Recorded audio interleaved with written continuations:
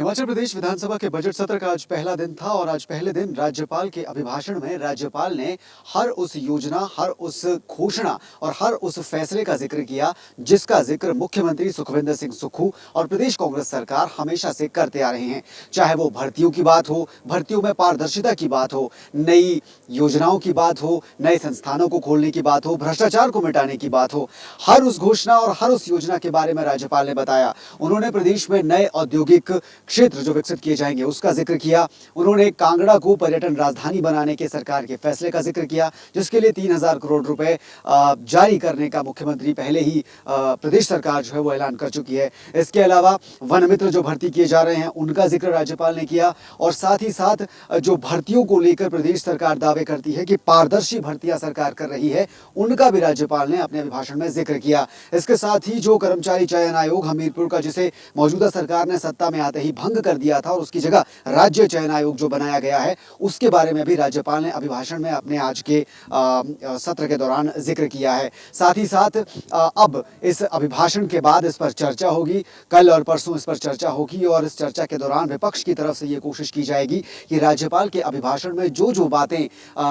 कही गई हैं और सरकार की जिन जिन उपलब्धियों का जिक्र किया गया है, उन उपलब्धियों को पॉइंट आउट करके विपक्ष सरकार को घेरने की कोशिश करेगा। ऐसा इसलिए भी है क्योंकि मुख्यमंत्री की घोषणाओं को लेकर पूर्व मुख्यमंत्री जयराम ठाकुर पहले ही ये कह चुके हैं कि मौजूदा सरकार, प्रदेश सरकार, केंद्र सरकार की ही योजनाओं को अपने नाम से प्रदेश में प्रचारित कर रही है।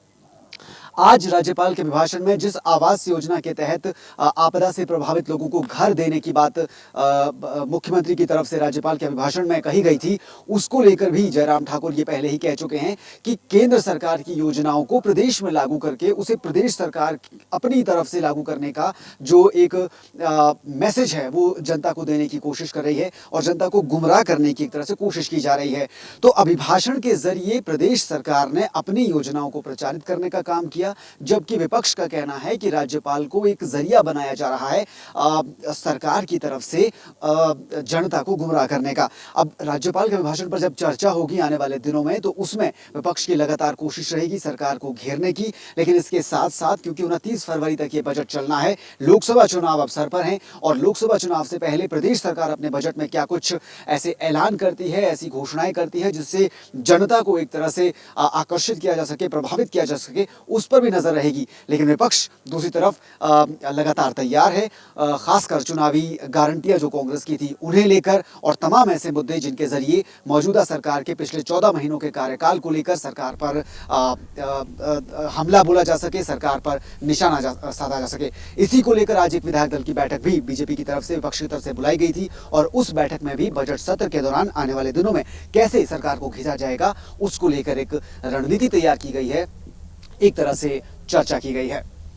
शिमला से डीडी न्यूज के लिए कैमरा पर्सन ऋषिपाल के साथ धर्म प्रकाश।